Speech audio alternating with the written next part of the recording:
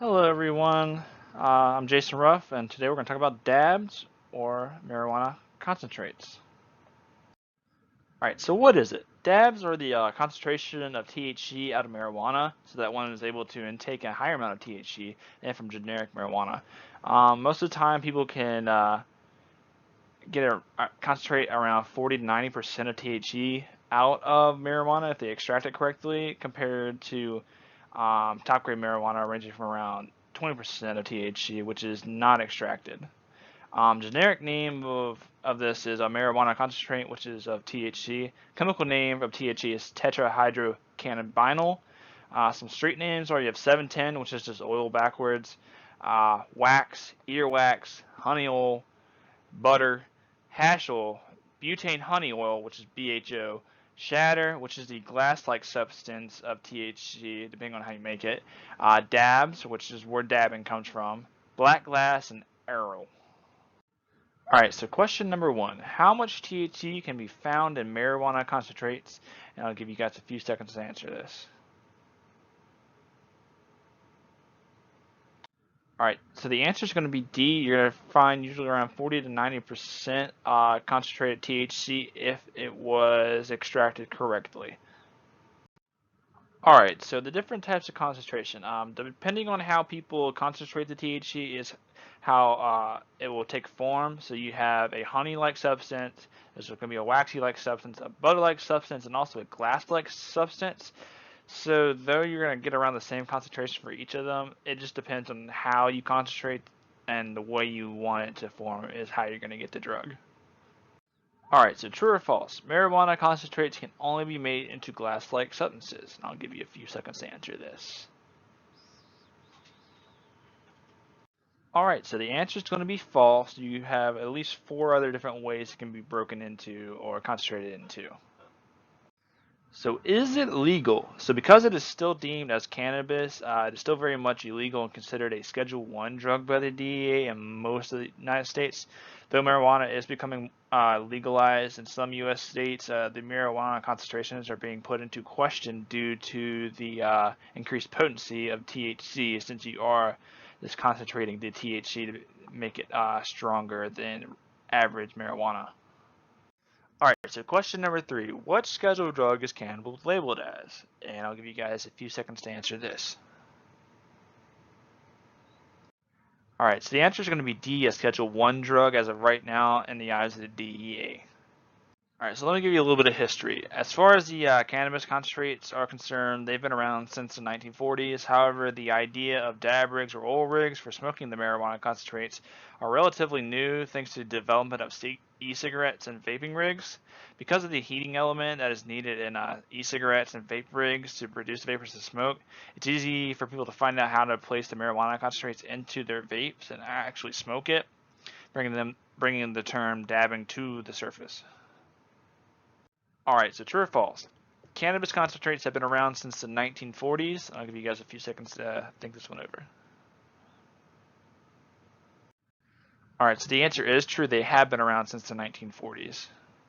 Alright, so let's look at the charts. As of right now, people still prefer to use mainstream dried cannabis over any other type of cannabis, but the use of THC concentrates is on the rise due to popularity among the youth with vaping. In most legal states, you can buy the extraction oils legally from licensed producers, which are deemed to be safe.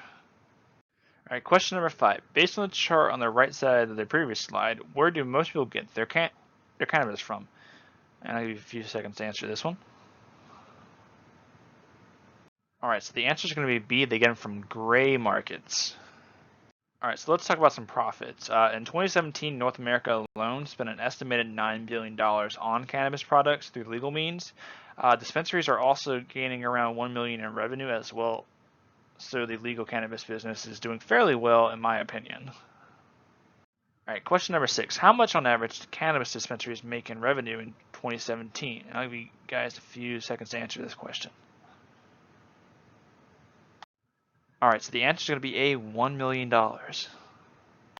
Alright, so the cost. On average, the cost for marijuana concentrates are going to range from $25 to $70, depending on how high the potency is. Depending on the consumer, the concentrates can last a few weeks or 1 to 2 days, depending on one's tolerance to the concentrates. Providers also usually sell the concentrates by a gram, and a single gram usually lasts about 20 dabs, so that's about 20 hits.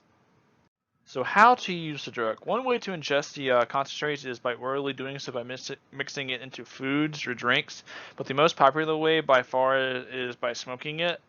Most people prefer to use e-cigs or vape rigs due to the fact that it will be smokeless and odorless, making it very easy to conceal when using the drug. So most people can go out in public and actually smoke this, and some people wouldn't realize that they are smoking it. Alright, so true or false? Orally taking the marijuana concentrates is the most popular way to ingest a drug, and I'll give you a few seconds to answer this. Alright, so it's going to be false. The most popular way is actually going to be smoking the concentrates. Alright, so let's talk about some physiological effects on the mind and body. If using high-strength cannabis concentrates, one could experience symptoms of relaxation, reduced nausea, changeable heart rate and blood pressure, pain relief, confusion and paranoia, anxiety and panic, and also decreased reaction times. So basically, it's a toss-up of positive and negative effects from using the drug. It just depends on how much you use it and if your body can handle it. Alright, so question number 8. Which is not a side effect of using marijuana concentrates? And I'll give you guys a few seconds to answer this. So the answer is going to be C. It is not irritable bowel syndrome. Alright, so let's talk about some short and long-term effects. Short-term effects do differ between each individual, but on most cases there will be relaxation, dry mouth, increased appetite, anxiety and panic, etc. For long-term effects, some effects coming from a long period of time using dab drugs can range from respiratory illnesses as well as dependence on cannabis, tolerance to the concentrates. So either they've gotten used to it, it's going to take them more hits to feel that high they once had, and also they're going to have reduced cognitive functioning. So all in all, it does depend on how each person is affected differently by the concentrate. So it really is hard to tell how bad it is until more research is done on the concentrates. Alright, true or false? Respiratory illness has not been seen to be an issue after long-term use of using marijuana concentrates or dabbing. I'll give you a few seconds to answer this. Alright, so that's going to be false. Respiratory illnesses have been seen to be an issue with long-term use of marijuana concentrates and dabbing. Alright, so let's talk about some positive and negative effects on family and society.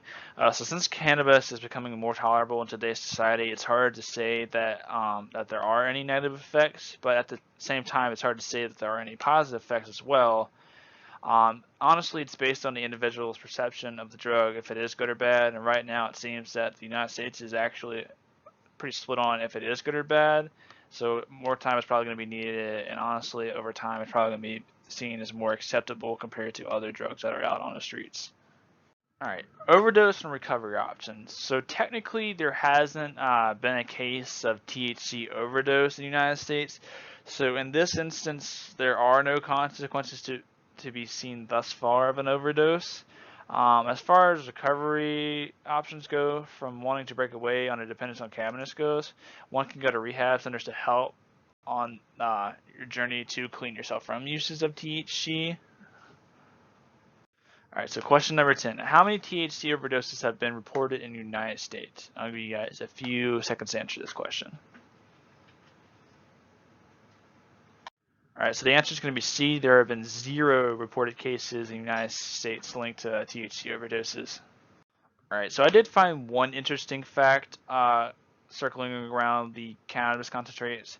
So back in the 1940s, the Office of Strategic Services, or OSS, used a controversial biochemical interrogation program that used a THC acetate or serum during interrogations on prisoners and persons to see if they could gain additional information that they would have not gotten from a sober individual. And the way they would usually do this was by taking cigarettes and dipping them into the serum.